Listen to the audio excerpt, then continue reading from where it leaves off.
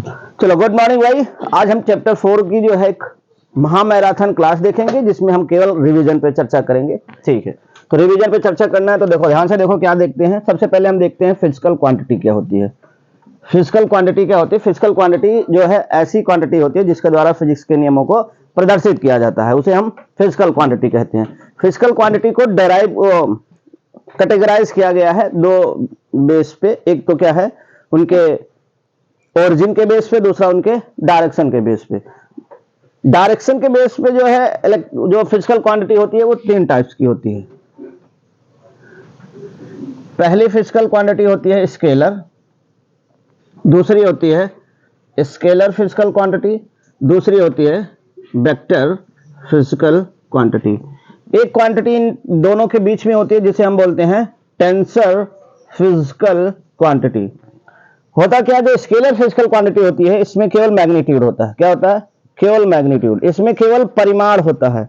Magnitude तो भैया तीनों में होता है, इसमें भी मैग्नीट्यूड होगा, परिमाण इसमें भी होगा और इसमें भी मैग्नीट्यूड होगा। जितनी भी फिजिकल क्वांटिटी होती है मैग्नीट्यूड सब में होता है। इसमें डायरेक्शन नहीं होती है, इसमें डायरेक्शन नहीं होती है, इसमें डायरेक्शन होता है, इसमें भी डायरेक्शन होता है। ठीक है, हाँ यहां चल क्या रहा है?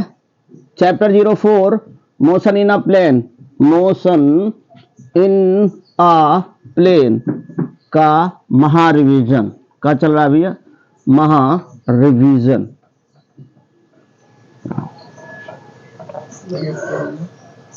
हाँ देखो भाई, जो स्केलर फिजिकल क्वांटिटी होती है इसमें मैग्नीट्यूड होता है, परिमाण होता है, यस। इसमें डायरेक्शन होता है, नहीं। इसमें मैग्नीट्यूड होता है, यस। इसमें डायरेक्शन होता है, यस।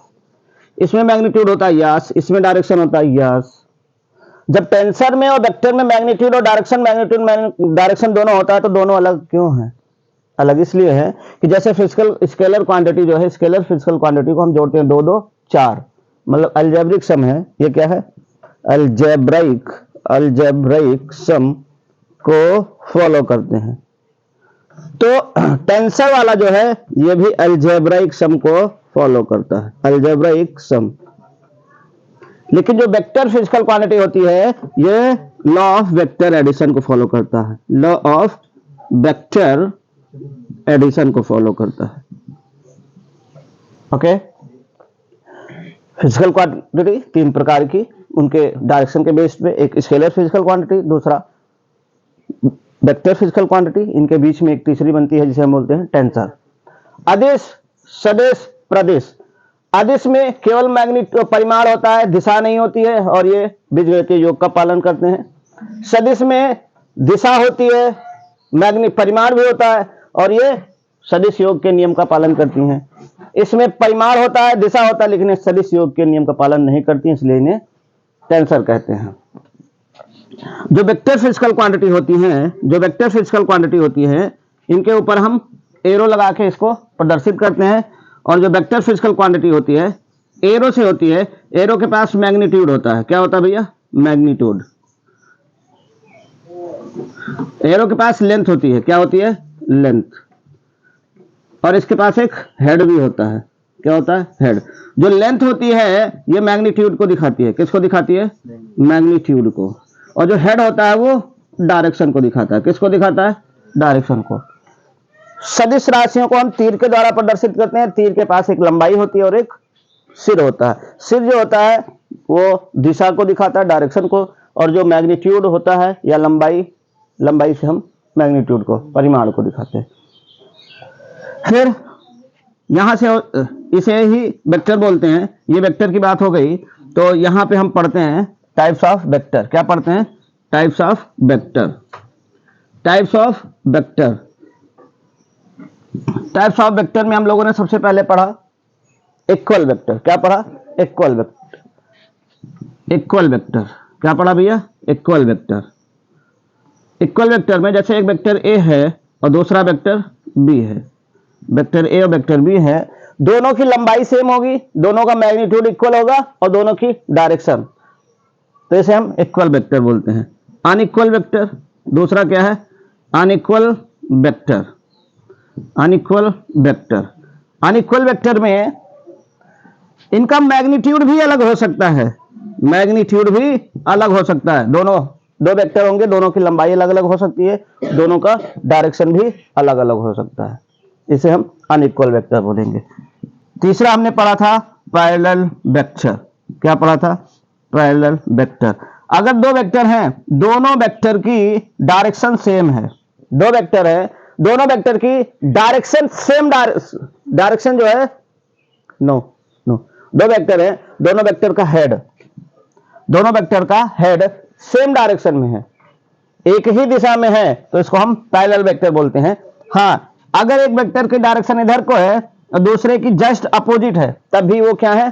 पैरेलल है। और पैरेलल वेक्टर में थीटा 0 डिग्री होगा। क्या होगा? 0 डिग्री। और इस केस में जब वो एंटी पैरेलल होंगे, ये पैरेलल है सेम डायरेक्शन में, एंटी पैरेलल मतलब एक दूसरे के अपोजिट होंगे, ये वाला थीटा यहां बनेगा, यहां पे थीटा कितना बनेगा?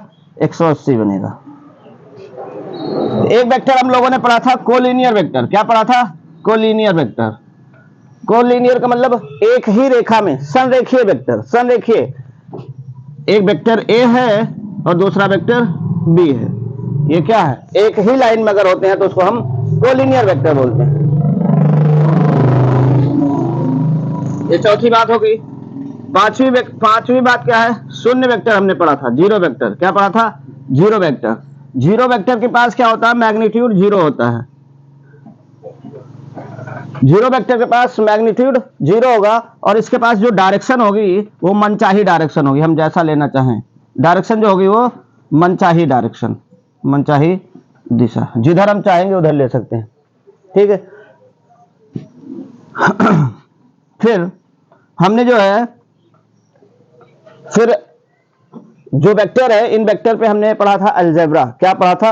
अलजेब्रा। Algebra on vector. क्या पढ़ा था? Algebra on vector. वेक्टर पे अलजेब्रा क्या क्या हो सकता है?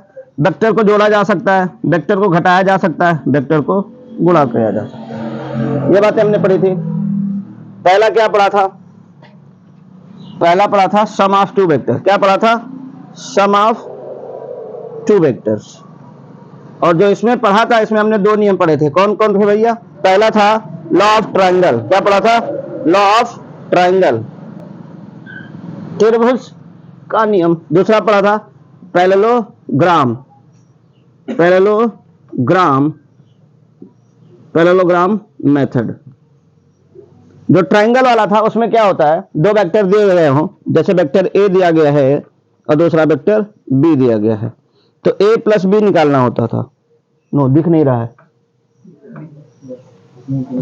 वेक्टर ए में वेक्टर बी को ऐड करना होता था। तो सबसे पहले वेक्टर ए जिस डायरेक्शन में दिया जाता है उसी डायरेक्शन में वेक्टर ए ड्रॉ कर लेंगे।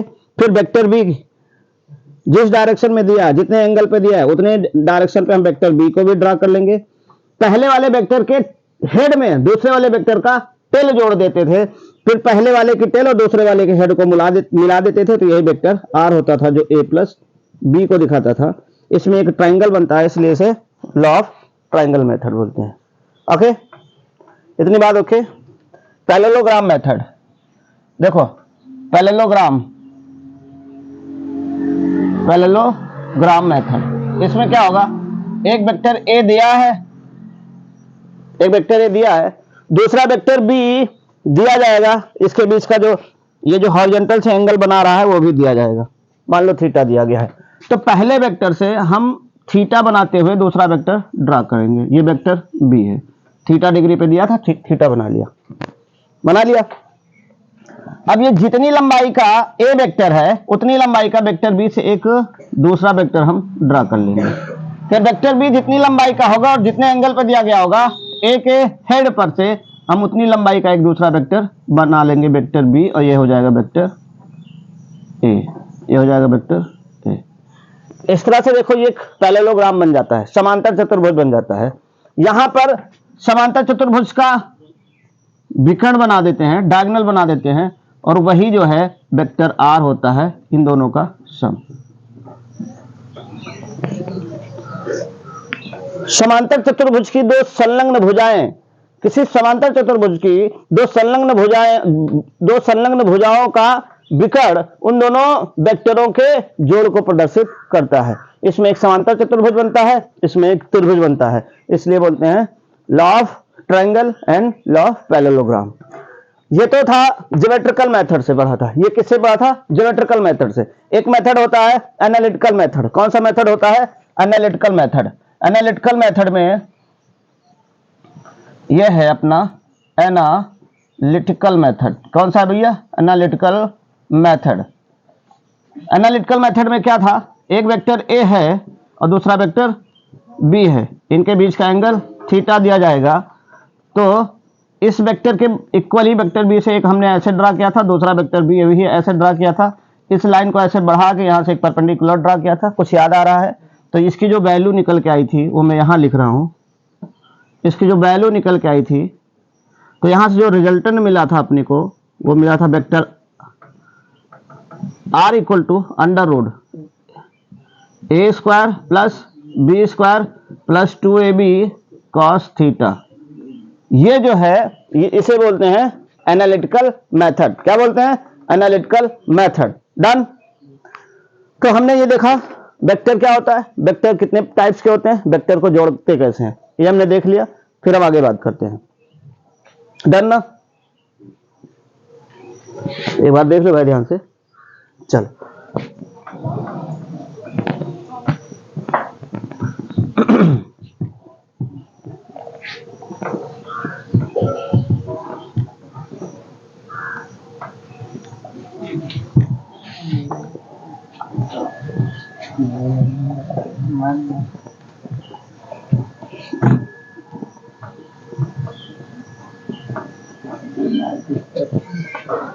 फिर हमने देखो भाई, प्लस होता है, माइनस होता है, मल्टीप्लाई होता है। प्लस देख लिया है। सब्सट्रैक्शन देखते हैं। क्या देखते हैं? सब्सट्रैक्शन। सब्सट्रैक्शन के लिए कोई नया लॉ नहीं पढ़ना है। क्या है? जैसे एक वेक्टर ए दिया हुआ है और दूसरा वेक्टर बी दिया हुआ है। एक वेक्टर ए है, दूसरा वेक्टर बी है। हमें ए माइनस बी करना है। क्या करना है? ए माइनस वेक्टर बी करना है। तो भैया ये देखो इस डायरेक्शन में है, माइनस से इसकी डायरेक्शन इधर को कर दो। तो ये बी था, अब इसको माइनस वेक्टर बी लिख सकते हैं।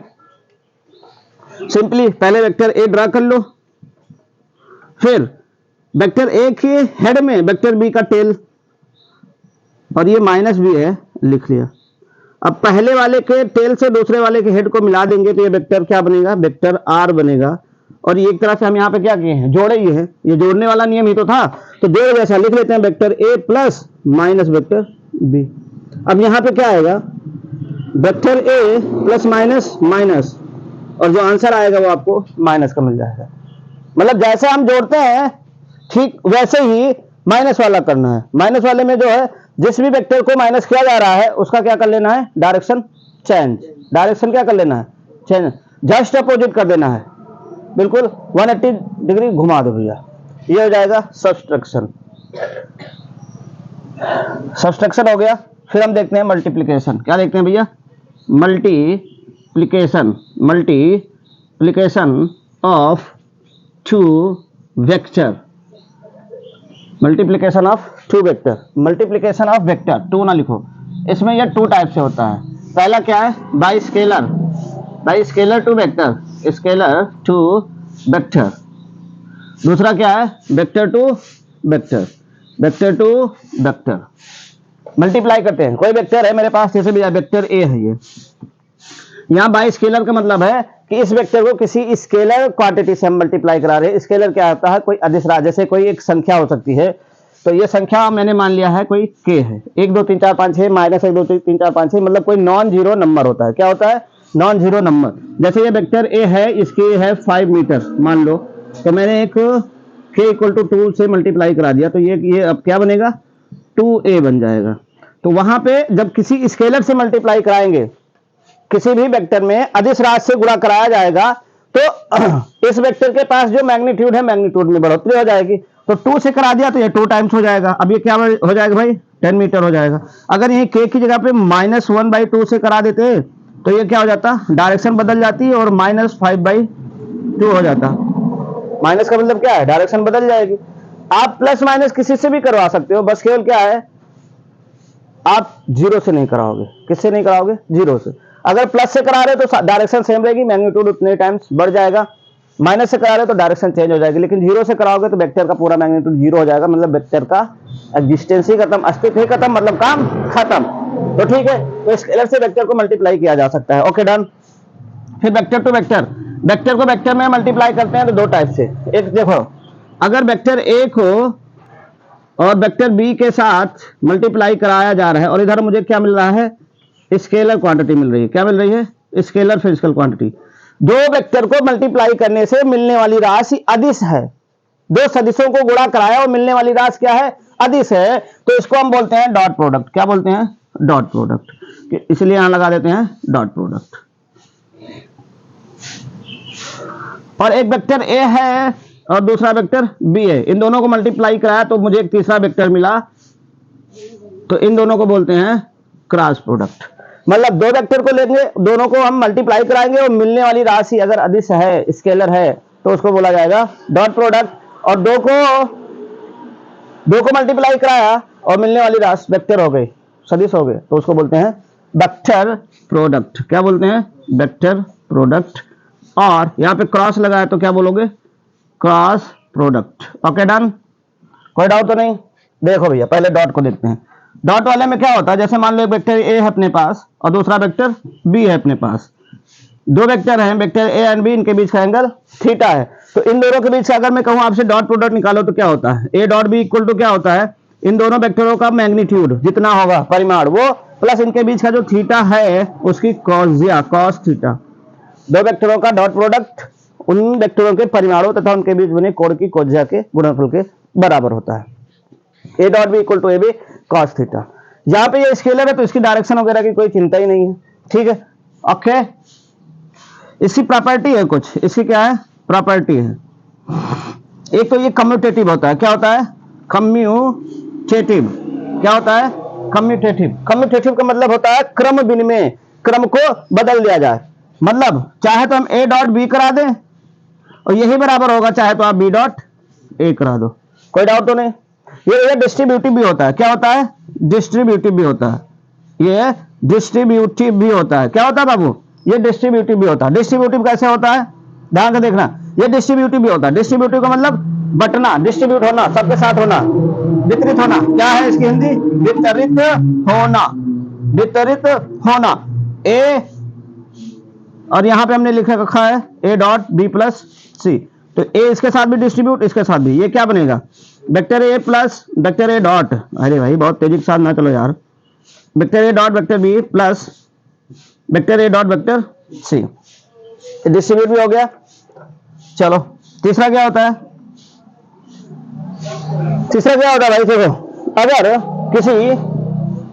किसी वेक्टर को खुद के साथ डॉट प्रोडक्ट कराया जाए, vector A dot vector A, ये क्या बनेगा, ए कॉस जीरो। तो यहां से कॉस जीरो वैल्यू 1 मतलब क्या हो जाता है, ए स्क्वायर। सेल्फ डॉट प्रोडक्ट जो होता है वो उसके मैग्नीट्यूड के स्क्वायर के इक्वल होता है। Okay done done done done. चलो इधर की तो बात ओके है, इधर मैं मिटा दे रहा हूं, इधर का मिटा दे रहा हूं। कुछ तो समझ में आ रहा है ना भाई, नहीं आ रहा होगा तो रिवीजन क्लास चल रही है भाई, महा रिवीजन क्लास है। बाउंस तो नहीं हो रहा है, देख भैया इसी की डॉट प्रोडक्ट की एक प्रॉपर्टी है। क्या प्रॉपर्टी, क्या एक, हाँ हमने बताया था आप लोगों को ऑर्थोगोनल यूनिट वेक्टर। क्या बताया है, ऑर्थोगोनल यूनिट वेक्टर, लंबकोणीय एकांक सदिश।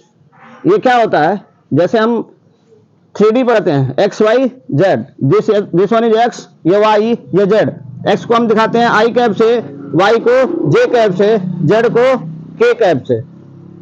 ओके, तो अगर ये यूनिट वेक्टर है, ये यूनिट वेक्टर है, ये यूनिट वेक्टर है, ये एक्स डायरेक्शन में यूनिट वेक्टर है, ये वाई डायरेक्शन में यूनिट वेक्टर है, ये जेड डायरेक्शन में यूनिट वेक्टर है, इसका मैग्नीट्यूड 1 1 1, सबका मैग्नीट्यूड 1 1 है। केवल ये किसके लिए है, डायरेक्शन के लिए है। देखो भाई अगर हम आई का आई के साथ डॉट प्रोडक्ट कराते हैं, आई का आई के साथ डॉट प्रोडक्ट कराते हैं, तो भैया आई और आई के मैग्नीट्यूड 1 1 और यहां से क्या हो जाएगा cos 0, मतलब 0 1 1 1 मतलब 1।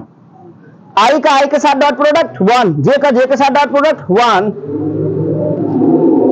J dot J equal to 1, K dot के इक्वल टू 1। ओके, हाँ यही देखो, अगर आई को जे के साथ करा लिया जाए, आई डॉट जे, तो देखो इनके बीच का एंगल कितना है 90, आई का मैग्नीट्यूड 1, जे का मैग्नीट्यूड 1, लेकिन एंगल कितना बन जाएगा भैया 90, तो cos 90 0, तो ये पूरा 0।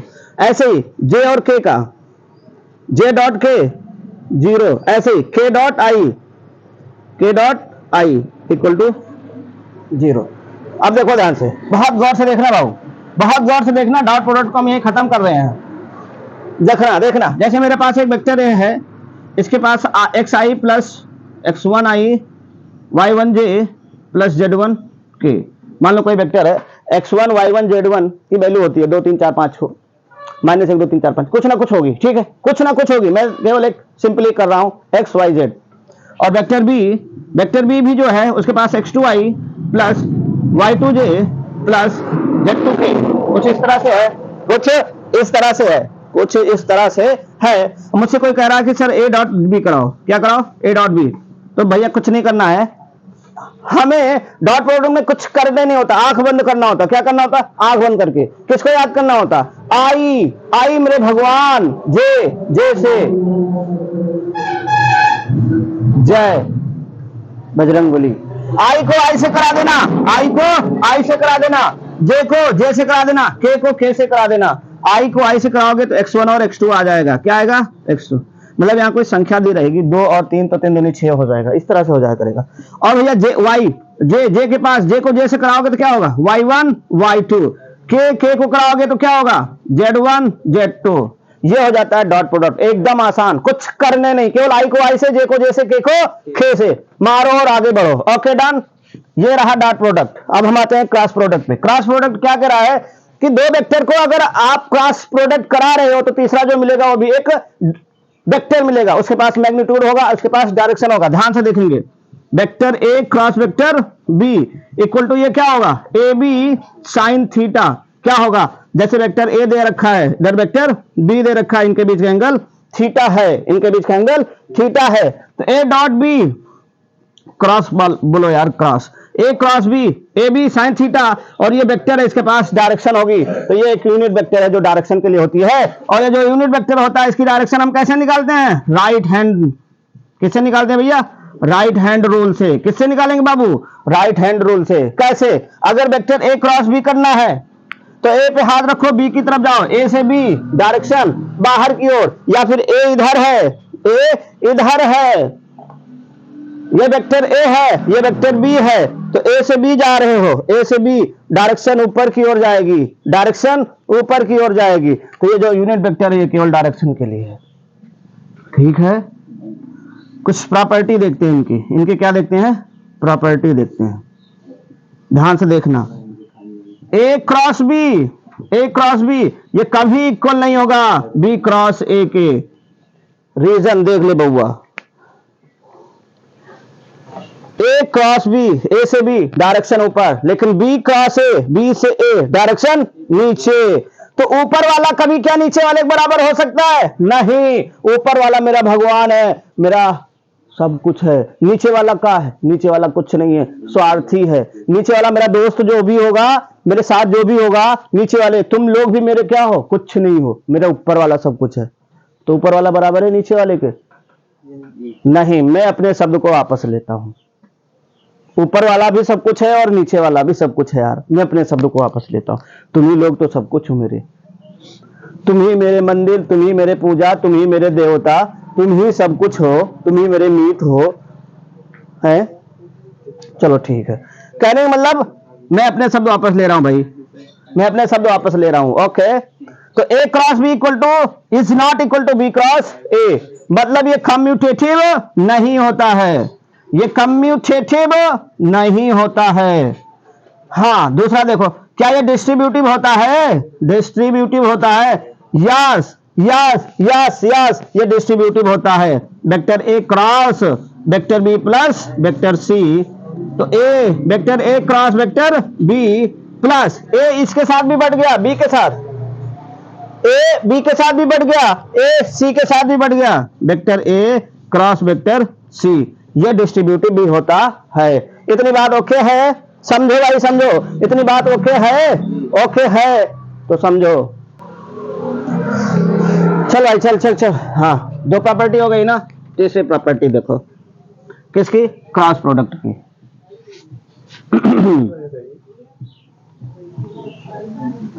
आओ देखो भाई, तीसरी प्रॉपर्टी है क्रॉस प्रोडक्ट की, कि अगर मैं वेक्टर ए का खुद के साथ क्रॉस प्रोडक्ट कराऊंगा तो ये क्या बनेगा? ए साइन जीरो, और साइन जीरो जीरो, तो ये पूरा क्या हो जाएगा? जीरो।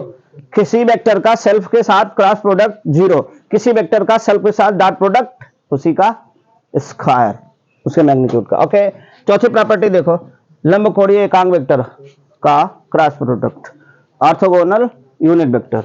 देख बाबा देख, ए भाई ये है x, ये है y, ये है z,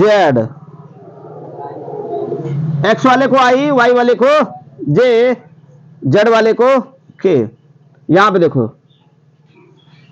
अगर मैं i का i के साथ कराता हूं तो देखो self dot product zero, j का j के साथ जीरो, अरे डॉट क्यों कर रहा हूं यार, क्रॉस करो यार। k का k के साथ, k के साथ जीरो। अब देखो एक बना लो गोला, यहां लिखो i, यहां लिखो j, यहां लिखो k। i का j के साथ i j k आएगा, क्या आएगा? k।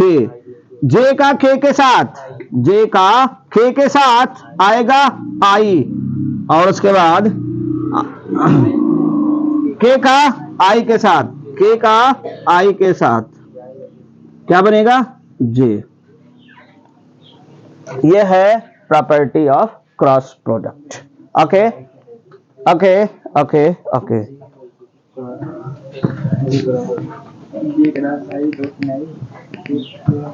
चलो चलो चलो चलो चलो चलो चलो चलो चलो, कहाँ चलें सर? अरे देखो यार भाई, इधर आओ, देखो ये था। अच्छा, हम लोगों ने कॉन्सेप्ट ऑफ यूनिट वेक्टर नहीं पढ़ा ना, आओ देखते हैं concept of unit vector, concept of unit vector. ए बाबू देखो देखो, गौर से देखो, लल्ला ओ लल्ला, देखो वेक्टर ए इक्वल टू है, वेक्टर ए दिया जाएगा तो हमेशा एक्स वाई जे की डायरेक्शन में दिया जाएगा। मान लो किस में दिया गया है? एक्स आई कैप प्लस वाई जे कैप प्लस जेड के कैप। मान लो ये वेक्टर ए दे रखा है, वेक्टर ए है, तो ऐसे देखो वेक्टर के पास क्या होता है, इस वेक्टर के पास क्या होगा? इसका एक मैग्नीट्यूड भी होगा और इसका इसके पास एक डायरेक्शन भी होगा।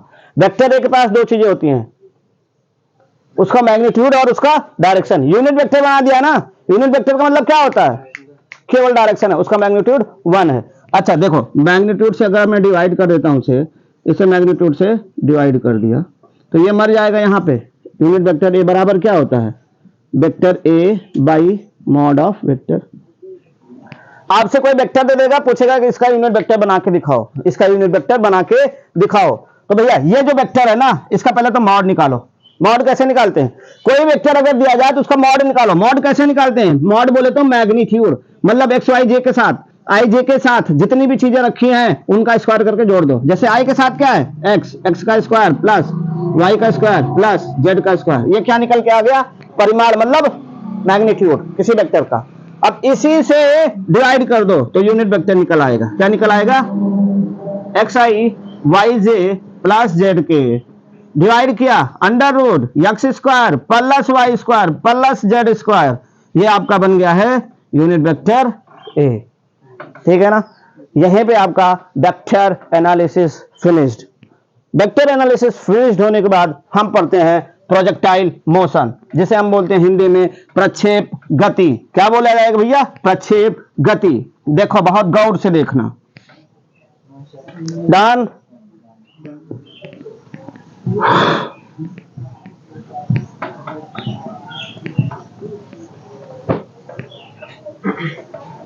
चलो, प्रोजेक्टाइल मोशन, प्रोजेक्टाइल मोशन जिसे बोलते हैं प्रक्षेप्य गति। क्या बोलते हैं? प्रक्षेप गति। बहुत मार खाओगे, पढ़ाई ध्यान दो। देखो क्या होता है, प्रोजेक्टाइल मोशन का अगर हिंदी देखा जाए तो यह होता है गुरुत्व के अधीन गति। क्या होती है भैया? गुरुत्व के अधीन गति। गुरुत्व के अधीन गति क्या कहता है? गुरुत्व के अधीन गति। गुरुत्व क्या है? गुरुत्व तो भैया वो फोर्स है जिससे पृथ्वी जो है किसी वस्तु को अपनी ओर खींचती है। इसे हम बोलेंगे मोशन, मोशन अंडर ग्रेविटी। इसे क्या कहोगे? Motion under gravity. क्या कहोगे? Motion under gravity. कोई भी ऑब्जेक्ट मूव हो रहा है, गति कर रहा है, अर्थ के ग्रेविटी के कारण। कैसे? और ये प्रोजेक्टाइल मोशन जहां भी होगा कहां होगा? 2D में होगा, मतलब किसी प्लेन में होगा, किसी समतल में होगा। जैसे देखो ये x है, ये y है। हमने किसी ऑब्जेक्ट को वर्टिकल डायरेक्शन से भी थोड़ा सा हटके हॉरिजॉन्टल से कुछ एंगल बनाते हुए कुछ ऐसे फेंका, प्रोजेक्ट किया। मान लो ये जैसे ऐसे फेंका, u इनिशियल वेलोसिटी है, हॉरिजॉन्टल से थीटा कोण बनाते हुए इसको फेंका। तो इस इनिशियल वेलोसिटी u के दो कंपोनेंट निकालने पर एक इसका आएगा हॉरिजॉन्टल कंपोनेंट और एक इसका आएगा वर्टिकल कंपोनेंट। हॉरिजॉन्टल कंपोनेंट आएगा ux equal to u cos theta, vertical component आएगा uy equal to u sin theta. अब देखो यहां पर इसको हम अगर बनाएं तो यह है अपना x डायरेक्शन, यह है अपना y डायरेक्शन। y डायरेक्शन में x में कोई एक्सीलरेशन नहीं है, ax 0 है, लेकिन y डायरेक्शन में नीचे की ओर ay है एक माइनस g, नीचे की तरफ अर्थ जो है ग्रेविटी जो है अपना एक्सीलरेशन दे रही है। इसका मतलब x डायरेक्शन वाला तो जितनी वेलोसिटी है वही वेलोसिटी आगे की ओर चलती चली जाएगी, और ये ऑब्जेक्ट कुछ आगे की ओर, ये वाला हॉरिजॉन्टल कंपोनेंट इसे आगे ले जा रहा है, वर्टिकल कंपोनेंट इसे ऊपर ले जा रहा है। लेकिन ऊपर वाले पे ग्रेविटी काम कर रही है, तो ये वाली वेलोसिटी धीरे धीरे कम होती होती एक टाइम पर 0 हो जाएगी। केवल हॉरिजॉन्टल वाला बचेगा, वर्टिकल वाला 0 हो जाएगा। यहां से ऑब्जेक्ट नीचे गिरना शुरू करता है, इस पर ऑब्जेक्ट जो है अपना फोर्स लगाता है, इधर हॉरिजॉन्टल वही रहेगा, वर्टिकल अब धीरे धीरे फिर से वेलोसिटी बढ़ती है और पृथ्वी पर टकराते टाइम इसका मैग्नीट्यूड वही होता है जो पहले पृथ्वी से जाते हुए था, बस केवल डायरेक्शन बदल जाती है, मतलब कि स्पीड सेम होती है। अब इसको अगर हम दोनों डायरेक्शन में देखें, इस मोशन को दोनों डायरेक्शन में देखा जाए, एक्स डायरेक्शन में, वाई डायरेक्शन में, तो अगर मैं बात करूं एक्स डायरेक्शन में इसकी initial velocity u cos theta, Y direction में uy u sin theta. X direction में एक्सीलरेशन 0, वाई डायरेक्शन में एक्सीलरेशन -g। तो यहां से फाइनल वेलोसिटी अगर निकालोगे तो u प्लस at, ये x डायरेक्शन में एक्सीलरेशन 0, मतलब फाइनल वेलोसिटी भी क्या होगी? u cos थीटा ही होगी। लेकिन अगर मैं v equal to u plus at, अगर y डायरेक्शन की बात करें तो फाइनल वेलोसिटी देखो यहां से हम निकाल सकते हैं, किसी भी टाइम पता होगा तो उस टाइम आप निकाल सकते हो u sin theta minus ay की जगह पे g और टाइम t। यहां से आप किसी भी टाइम पे जो है फाइनल वेलोसिटी निकाल सकते हो, ये फार्मूला है। ये चला कितना है? s equal to ut plus half at square. किसी टाइम में कितनी डिस्टेंस गया है, हॉरिजॉन्टल वाला कितनी डिस्टेंस गया है, आप आराम से कैलकुलेट करके निकाल सकते हो, लेकिन ये पूरा 0 रहेगा। u cos theta into t, time अगर आपको पता रहेगा तो हॉरिजॉन्टल डिस्टेंस आप निकाल सकते हो। s equal to ut plus half at square y। ये फेंकने के बाद ऊपर कितने डायरेक्शन में गया है, ऊपर कितने डायरेक्शन में गया है, आराम से आप निकाल सकते हो। sy uy u sin theta t minus ay की जगह पे लिख दिया g plus minus t square. ये आपका x और y डायरेक्शन में कंपोनेंट था प्रोजेक्टाइल मोशन का। यहां से हम लोगों ने 2-3 बातें पढ़ी थी। एक तो पढ़ा था इसका टाइम ऑफ फ्लाइट, प्रक्षेप का उड्डयन काल, ये कितनी देर तक हवा में रहा, तो जितना टाइम इसे जाने में लगेगा उतना टाइम इसे नीचे आने में लगेगा, इसका उड्डयन काल था 2u sin थीटा बाई जी। ये मैक्सिमम हाइट कितनी गेन करेगा, ये मैक्सिमम हाइट कितनी गेन करेगा, तो मैक्सिमम हाइट भी हमने फाइंड किया था, कितना फाइंड किया था, u square sine square theta by 2g।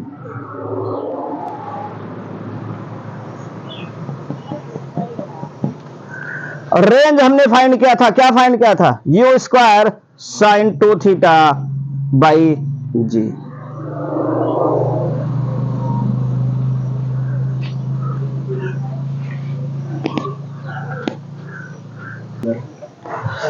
चल भाई, ये तीन चीजें निकल गई, यहाँ पे भाई u sine theta into T रहेगा, टी है, ये टी है, ठीक। इधर देखो, ये हमने पढ़ा था प्रोजेक्टाइल मोशन में। प्रोजेक्टाइल मोशन में एक चीज और पढ़ी थी, क्या पढ़ी थी, कि दिखाओ कि इसका जो पाथ है, पाथ ऑफ प्रोजेक्टाइल मोशन, जिसे हम बोलते हैं ट्रेजेक्टरी, वो क्या होता है, पैराबोला। क्या होता है, पैराबोला। तो भैया पैराबोला के लिए कैसे हम लोगों ने चेक किया था, ऐसे डायग्राम पूरा यही बनाया था, और एक ऑब्जेक्ट जो है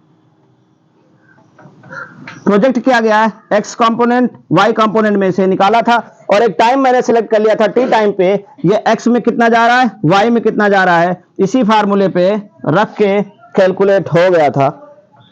तो प्रोजेक्टाइल मोशन का जो पाथ होता है वो पैराबोला होता है, ये हम लोग प्रूफ कर चुके हैं, ठीक है।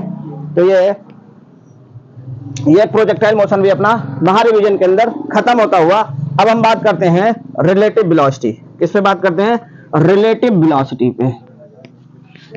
रिलेटिव वेलोसिटी, रिलेटिव वेलोसिटी, क्या बात करेंगे, रिलेटिव वेलोसिटी इन 2 डायमेंशन। भाई रिलेटिव वेलोसिटी, रिलेटिव वेलोसिटी इन 2D। इसमें दो टाइप से हम देखी थी, पहली क्या थी, रैन मैन प्रॉब्लम, दूसरा क्या था, रिवर स्विमर प्रॉब्लम, यही तो था। चल भाई ध्यान से देखो, चल भाई ध्यान से देखो, रेन, ऊपर से पानी बरस रहा है, ऊपर से पानी बरस रहा है, तो इसकी जो वेलोसिटी होगी ये क्या होगी, वाई डायरेक्शन में होगी ना, अरे निगेटिव वाई डायरेक्शन में जाएगी ना। बंदा आगे जा रहा है, एक्स डायरेक्शन में जाएगा ना, एक्स डायरेक्शन में जाएगा। अब ये रैन है, यहां पे कोई बंदा होगा, ये जा रहा होगा, तो वेलोसिटी ऑफ रैन बतानी होती है विद रिस्पेक्ट टू मैन, यही तो कॉन्सेप्ट होता है। तो इसको हम कैसे करते हैं, इसमें ये होता है, बंदा इतने की स्पीड से जा रहा है, रैन इतने की स्पीड से जा रहा है, बंदे को उस पानी की बूंदें कितनी स्पीड से लग रही होंगी, पहला क्वेश्चन ये आता है। उसके बाद बंदा अपने छाते को किस दिशा में रखे कि वो भीगने से बच जाए। तो देखो इसको हम कैसे करते हैं, ध्यान से देखना, कुछ नहीं करना, पहले आंख बंद कर लेना, उसके बाद बोलना जय श्री राम, बोल दिया, फिर बोलो बाद में जय हनुमान, बोल दिया, और बोलने के बाद तुरंत भैया आंख जैसे खोलोगे तुम्हें राम मिल जाएंगे। ए तुम जोड़ दो, ए से एयर प्राण वायु इसी में जुड़ जाए, राम हो जाएगा। देखो कैसे, velocity of rain minus velocity of man, और ये जो भी आई है विद रिस्पेक्ट टू ग्राउंड, ध्यान से देखो, वेलोसिटी ऑफ रैन कहां जा रही है, वेलोसिटी ऑफ रैन नीचे जा रही है, ये बना दिया वाई डायरेक्शन में। वेलोसिटी ऑफ मैन, अब देखो ध्यान से, मान लो इसी में इसको दे देते हैं यार 30 मीटर बोल देते हैं, मीटर पर सेकंड, इसको बोल देते हैं 40 मीटर पर सेकंड। इसे 30 मीटर बोल दिया, इसे 40 मीटर बोल दिया, 30 ना बोलो यार, चलो अच्छा बोल दो यार। देख भैया देख, ये 30 हो जाएगा, ये 30 मीटर पर सेकंड। अब देखो velocity of rain with respect to man, ये नीचे की ओर जा रहा है, velocity of rain with respect to ground, इसको अब लिख रहे हैं हमें, ध्यान से देखो भैया, -30 जे कैप, भैया नीचे की ओर आ रहा है ना, और -40 आई कैप। देखो आदमी तो एक्स डायरेक्शन में जा रहा है ना, तो velocity of rain with respect to man कितना आएगा, इसको और सही करके लिखो, पहले आई लिखो, -40 आई कैप -30 जे कैप, यही तो होगा। तो 40 ये 30 जे कैप बना लिया और माइनस में 40 आई, माइनस में है, आई में भैया अगर प्लस होता तो इस डायरेक्शन में जाता, ये माइनस है, इसका मतलब इस डायरेक्शन में आएगा, कितना आएगा, कितना है भाई 40। अब देखो एक इधर है एक इधर है, इन दोनों का जो रिजल्टेंट होगा वो ऐसे तो होगा, इन दोनों का रिजल्टेंट, अरे एक वेक्टर एक कंपोनेंट ये मान लो एक्स एक्सिस में, वाई एक्सिस में कंपोनेंट ये मान लो, इन दोनों का जो रिजल्टेंट आएगा इसी डायरेक्शन में तो आएगा, आ गया। अब ये वेलोसिटी निकली है, velocity of rain with respect to man निकली है, कितनी आई है -40 आई कैप -30 जे कैप। पहला क्वेश्चन जो मैंने कहा कि उस बंदे को बरसात की बूंदें कितनी स्पीड से लगेंगी, उसकी चाल क्या है, यहां से आप फाइंड कर सकते हो, इसका वो निकाल लो मैग्नीट्यूड, क्या निकाल लो मैग्नीट्यूड, कैसे निकालोगे, -40 का स्क्वायर प्लस -30 का स्क्वायर, 40 का स्क्वायर 30 का स्क्वायर, यहां से आएगा 50 मीटर पर सेकंड। जो बंदा है उसको 50 की स्पीड से लगेंगे और ये क्या हो जाएगा 50 मीटर पर सेकंड। अब पानी की बूंदे एक ये, इन दोनों को देखो भैया, एक कंपोनेंट ये था, ये एक दूसरा कंपोनेंट था, इन दोनों को मिलाया तो ये कंपोनेंट आ रहा है, इसका मतलब बरसात उसे ऐसे लग रही है, इसका मतलब अगर वो इस डायरेक्शन में अपना छाता खोलेगा तो उसे बरसात नहीं लगेगी। अब ये थीटा कितना है, ये थीटा है तो ये थीटा होगा ना भाई, वर्टिकली अपोजिट एंगल। अब ये थीटा है, ये इधर इधर इधर 40 है तो ये इधर कितना है 30 है, इसे उठा के यहाँ पे आप लगा सकते हो ना। अब देखो इसे सीधा करके अगर आप बनाओगे तो ये इसे सीधा कर दो तो ये हो जाएगा 40, इसे सीधा करो तो ये 40 और ये कुछ है और ये इसे उठा के यहाँ पे रखा था, ये 30 है, ये थीटा है, ये परपेंडिकुलर है, ये बेस है, ये लंब है, ये आधार है, tan थीटा लगा दो, tan theta equal to number tan theta equal to 3/4, आराम से आ गया। ये आपका हो गया रैनमैन प्रॉब्लम, बस इतना करना होगा, रैनमैन प्रॉब्लम में इतना करना है। अब हम देखते हैं river swimmer problem. Okay okay okay, चलो देखो ध्यान से।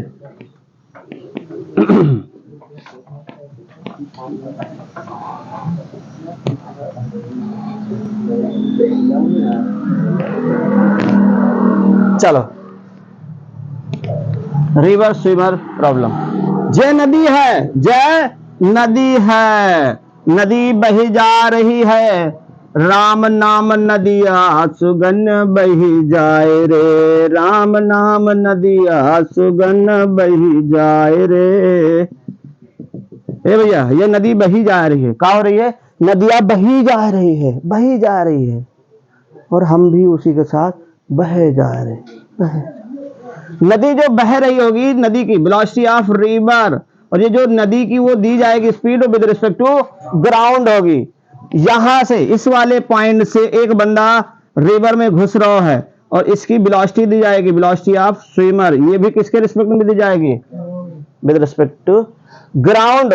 स्विमर की जो स्पीड है वो ग्राउंड के रिस्पेक्ट में नहीं दी जाएगी कभी भी, ग्राउंड के रिस्पेक्ट में हमें निकालना पड़ेगा। यहां पर एक बंदा रहेगा, वो बंदा देखेगा, मतलब वेलोसिटी ऑफ स्विमर दी जाएगी विद रिस्पेक्ट टू रिवर मिलेगी। क्वेश्चन में जो भी मिलेगा आपको दो बातें मिलेंगी, वेलोसिटी ऑफ रिवर मिलेगी with respect to ground, velocity of swimmer मिलेगा विद रिस्पेक्ट टू रिवर। तैराक जो होगा, तैराक की जो वेलोसिटी होगी, वेग होगा, वो नदी के रिस्पेक्ट में होगा और जो नदी की वेलोसिटी होगी वो ग्राउंड के रिस्पेक्ट में होगी। इसमें हमें दो चीजें फाइंड करना होगा। नदी की आपको कुछ डिस्टेंस दी जाएगी, क्या दी जाएगी, डिस्टेंस डी दी जाएगी। ये नदी में तैर रहा है, कितनी देर में ये पूरी नदी को पार करेगा, फिर पार करके अगर वो यहां पहुंच रहा है, नदी में हमेशा ये प्रैक्टिकल ज्ञान है, अगर आप यहीं एंटर किए हो तो यहां नहीं निकलोगे, आप यहां निकलोगे जाकर, अगर आप नदी के साथ बह रहे हो तो आप कितना ड्रिफ्ट हुए हो ये निकालना होगा, आपने कितनी एक्चुअल डिस्टेंस ट्रेवल की है ये निकालना होगा, दो चीजें निकालनी होगी।